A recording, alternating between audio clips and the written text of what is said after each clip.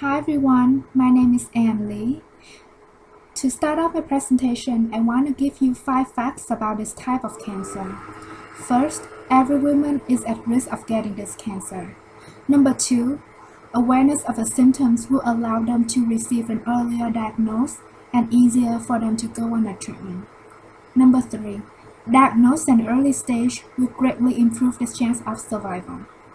Unfortunately, a lot of cases are found at a late stage. Many women think that a cervical smear test or a pap test will detect this type of cancer. And that is the ovarian cancer that I'm going to talk about today. Even though it is a rare disease, it do occur everywhere in the world, and it accounts for 140,000 deaths each year. Here I have a graph showing the distribution between races and ethnicity in the US between 1999 to 2012. It shows that a lot of white women have ovarian cancer, more than Black, Asian, and Hispanic people. Next, I'm going to talk about the risk factors. For the age, the younger people are, the less risk they're going to have ovarian cancer. Especially for women who are younger than 40 years old. For those who are more than 63 years old, they have higher risk. For the diet, it's found that higher fat diet increases the chance of getting ovarian cancer.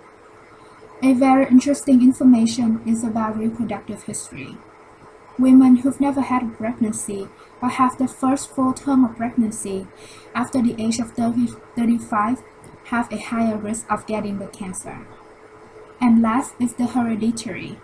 Women come from a family who have ovarian cancer, breast cancer, or colon cancer also have a higher risk.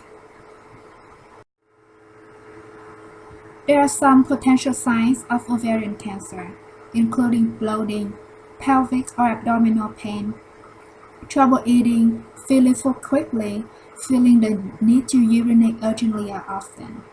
Besides that, they also feel fatigue, upset stomach or heartburn, back pain, pain during sex, constipation, and abnormal menstrual changes. There are a lot of treatments available right now, including surgery, chemotherapy, hormone therapy, targeted therapy, and radiation therapy. Today, I want to talk about surgery and chemotherapy. Surgery is the main option. Depending on the stage of the cancer, it determines how many surgeries a patient might have. The goal is to remove as much as tumor as possible and to stage how far cancer cells have spread. Chemotherapy is different. It is the use of drugs to treat cancer, and when the drugs enter the bloodstream, it will reach all parts of the body. The drugs can be either injected into veins or taken by mouth. For some cases of ovarian cancer, an option called intraperitoneal pill chemotherapy. It is the drug that injected into the thin tube and it directly goes into abdominal cavity. The last is prevention. The easiest and the most important way to do is to have a healthy diet. Eat variety of healthy food with emphasis on plant source. Reduce red meat and processed food. Reduce high-fat diet, especially saturated fat. Besides, do more exercise. Maintain a healthy lifestyle such as no smoking, no alcohol, no tobacco. And very important is to maintain a healthy mental life.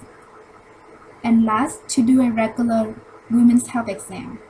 During a pelvic exam, doctor tests size, shape, consistencies of ovary and the uterus. For women who come from a family with history of ovarian cancer, doctor can prescribe birth control pills. Patients can do a genetic counseling and testing to see any hidden cancer cells. And from there, they can determine to do a surgery to remove ovaries or fallopian tube.